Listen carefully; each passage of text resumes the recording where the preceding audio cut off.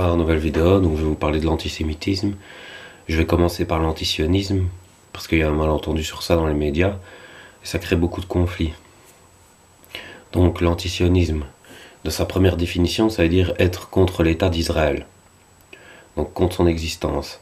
Or, dans le passé, il y a déjà eu des gens qui étaient contre l'existence des Juifs.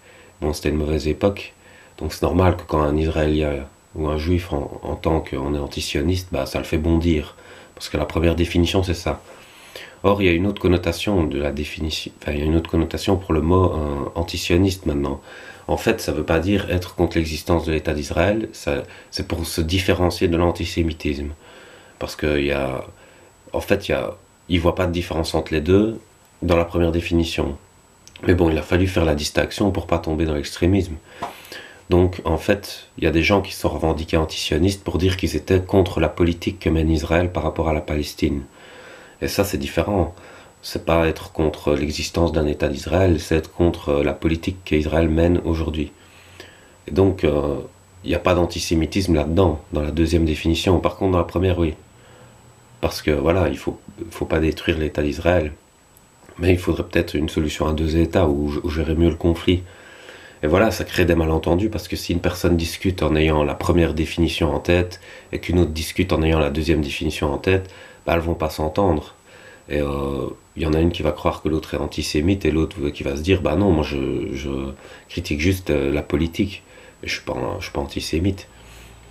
Et aussi ce qu'il faut souligner, c'est que dans les débats publics, il faut se rappeler quand même que Israël est copain avec les États-Unis. Donc la politique qui est menée au Moyen-Orient, c'est géopolitique en fait. C'est une coalition de pays. Il y a une genre de bipolarité pour le moment dans la géopolitique. Et donc il y a une coalition de pays, et puis il y a une autre coalition de pays, et ils sont les uns contre les autres. C'est un peu le Far West, entre guillemets. C'est vrai, c'est dommage, mais c'est comme ça, quoi.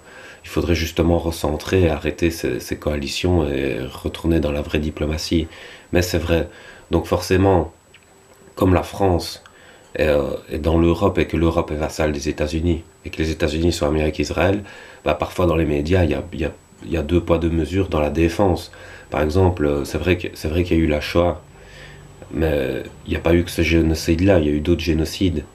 Et par exemple, le génocide des Amérindiens, on s'en fout. Le génocide des Africains, voilà, on n'en parle jamais, tout ça. Donc il y a un peu un genre de deux poids deux mesures. Et dans la vraie laïcité, il n'y a pas de deux poids deux mesures. On ne privilégie pas une communauté à une autre. La vraie laïcité, c'est l'universalisme. Et la laïcité, c'est un peu comme le parent. Un parent, il ne peut pas avoir un enfant préféré. Sinon, ça devient ridicule. Il fait un enfant roi et puis il fait un enfant délaissé, rejeté. C'est pas une éducation équilibrée, c'est un mauvais parent, ça. Non, un vrai parent, il doit faire ses enfants égaux et il doit leur permettre à chacun de s'épanouir convenablement. Ça, c'est la vraie laïcité. Donc, il ne doit pas y avoir une communauté qui dépasse l'autre. Et c'est pour ça que ça crée des problèmes, parce qu'il y en a qui se sentent rejetés, et alors ils peuvent sombrer dans une jalousie qui va faire qu'ils auront envie de prendre la place de l'enfant roi, justement, et voilà, d'inverser les rôles. Et c'est pas logique. Donc c'est de la faute à la laïcité aussi de pas se respecter, de pas respecter convenablement les communautés qu'elle doit avoir en son sein.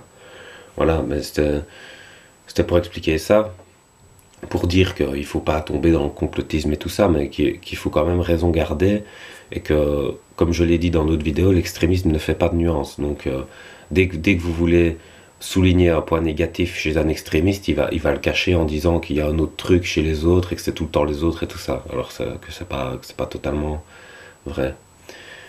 Donc voilà, je rame un peu là pour la fin, mais bon, je vais vous laisser. Bonne soirée.